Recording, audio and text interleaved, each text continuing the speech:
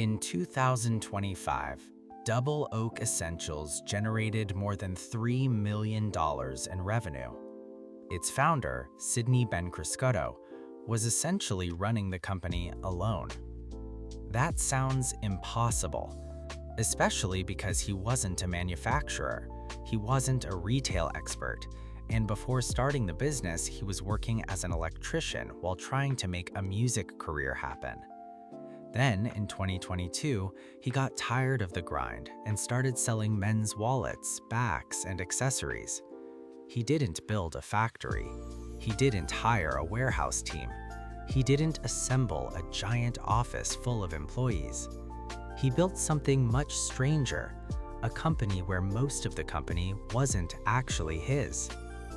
Bencriscotto learned e-commerce from YouTube videos, audiobooks, and podcasts. He designs products using Canva. He uses AI for copywriting and market insights. And when a customer buys something, the physical work can happen somewhere else. Manufacturers make the products. Third-party logistics companies can store, pack, and ship them. Quality control firms inspect the goods before they go out. Payment platforms handle transactions. Freelancers can fill in the gaps. The founder stays at the center, making decisions. That's the part that sounds like an AI story. And AI is part of it. Another entrepreneur in the same article, GMS, uses AI to help with design decisions, render options, analysis, and production. But here's the interesting part. Both businesses started before ChatGPT existed. So this isn't really a story about AI creating the solo entrepreneur. It's a story about something bigger. The company itself has changed. For most of modern business history, if you wanted to sell millions of dollars worth of physical products, you needed infrastructure, employees, warehouses, manufacturing, accounting, customer service, distribution. A lot of people doing a lot of jobs. Now, a founder can rent almost all of that infrastructure. Amazon or Shopify can help reach customers. Stripe can handle payments. Upwork can connect the business to freelancers. A manufacturer somewhere across the world can produce the product. A logistics company can store it and ship it. And a quality control company can inspect it.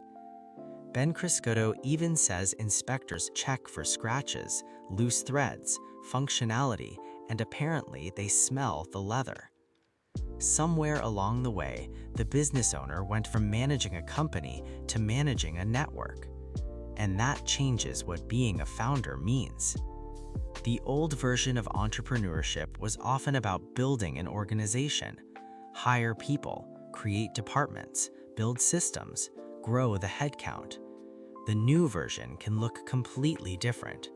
One person can sit in the middle of a decentralized system and coordinate companies, platforms, contractors, software, manufacturers, and customers without directly employing most of them.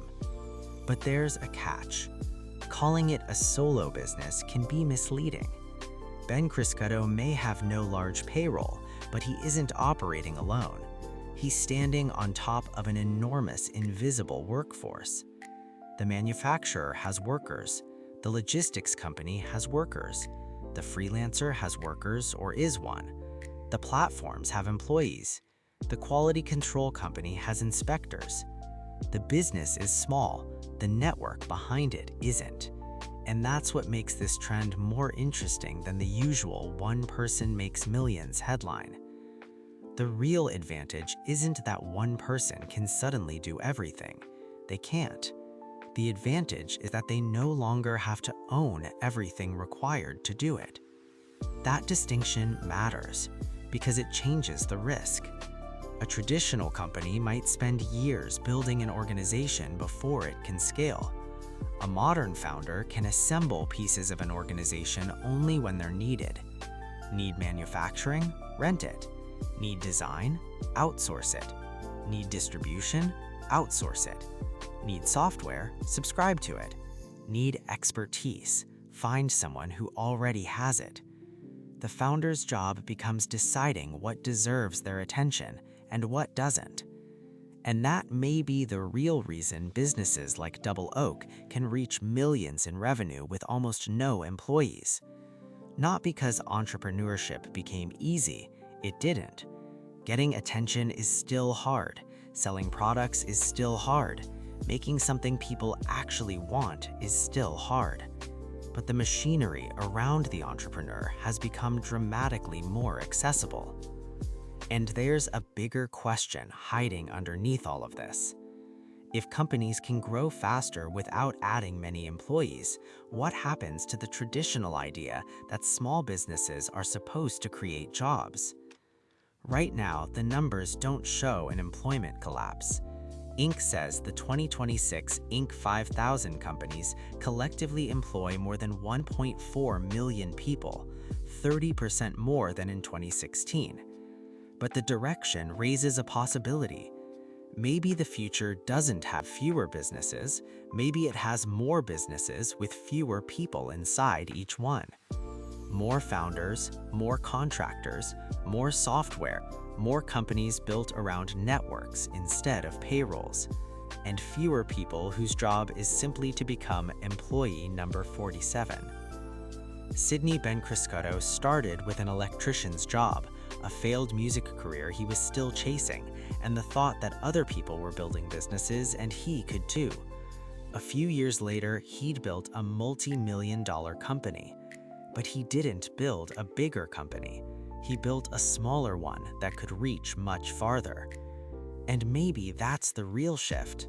The question isn't whether you could do everything yourself. You couldn't. The question is whether you still need to build the entire machine yourself.